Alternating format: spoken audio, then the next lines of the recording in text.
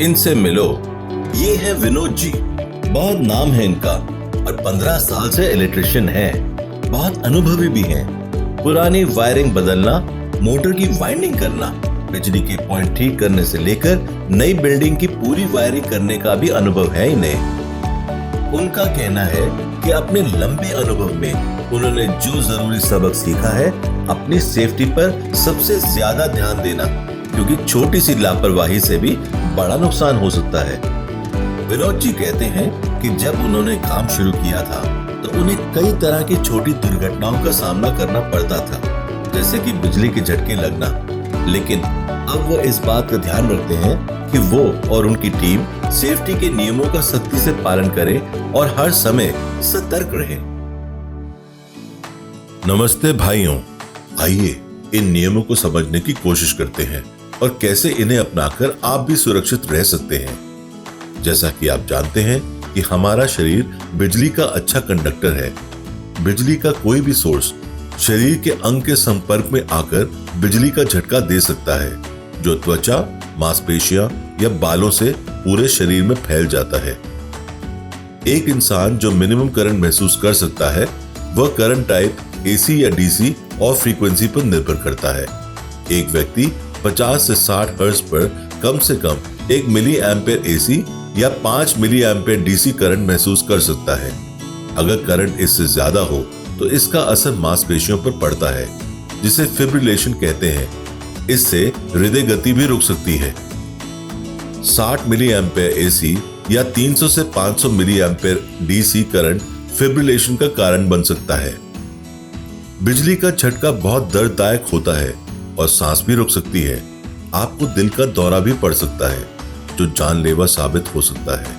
हम कुछ सरल सावधानियों को अपनाकर आसानी से खुद को और साथी कर्मचारियों को बचा सकते हैं। जैसे केवल ISI मार्क्ड इलेक्ट्रिकल इक्विपमेंट का उपयोग करें।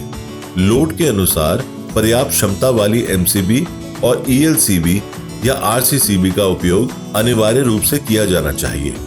खराब क्वालिटी और जरूरत से छोटे साइज के तारों का उपयोग ना करें। तारों में जोड़ से बचा जाना चाहिए और यदि आवश्यक हो तो इंसुलेशन टेप के साथ इंसुलेट किया जाना चाहिए। बिजली के पैनल, सर्किट ब्रेकर और स्विच रूम के पास आसानी से आग पकड़ने वाली चीजें ना रखी हों। गीली और ह्यूमिड कंडीशन में इलेक्ट्रिकल एक्सीडेंट्स के होने का चांस बढ़ जाता है। कभी भी खराब इक्विपमेंट, डैमेज्ड इंसुलेशन या टूटे प्लग वाले उपकरणों का उपयोग ना करें। इंसुलेशन को नुकसान ना पहुंचे, इसके लिए बिजली की तारों और उपकरणों को गर्म सतहों से दूर रखें।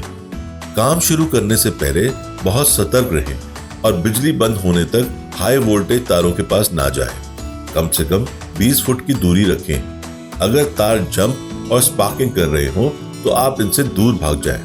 दुर्भाग्य से यदि आपकी टीम के किसी व्यक्ति को बिजली का झटका लगता है तो आपको उस व्यक्ति को अपने नंगे हाथों से नहीं छूना चाहिए, यदि वह अभी भी बिजली के संपर्क में है।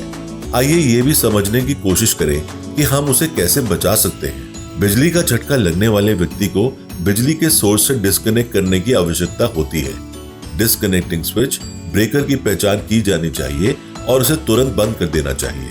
दुर्भाग्य से यदि कनेक्टेड डिवाइस का पता नहीं लगाया जा सकता है तो पीड़ित को एक इंसुलेटेड ऑब्जेक्ट द्वारा सर्किट से निकाला या खींचा जा सकता है। बिजली की चोट वाले व्यक्ति को तब तक ना हिलाएं जब तक कि वो व्यक्ति तत्काल खतरे में ना हो। पीड़ितों को तत्काल चिकित्सा सहायता प्रदान की जानी चाहिए। यदि कोई पीड़ित अभी भी होश में है तो उस पर कड़ी निगरानी रखने और देखभाल करने की आवश्यकता है, जब तक कि प्रशिक्षित आपातकालीन प्रतिक्रिया कर्मी नहीं आ जाते। तो आज हमने क्या सीखा? हमने सीखा कि कैसे खुद को सुरक्षित रखना है और कैसे बिजली के झटकों को खुद से बचाना है। और दुर्भाग्य से अगर किसी को बिजली का झटका लग भी जाए तो हम उसे कैसे बचा सकते हैं। याद रखें, काम शुरू करने से पहले ये बहुत जरूरी है कि हम अपने आसपास के बारे में जान लें और काम करने की जगह के बारे में जागरूक रहें। हमें अपने जूनियर्स को सेफ्टी और सेफ्टी के नियमों के महत्व के बारे में भी शिक्षित करना चाहिए।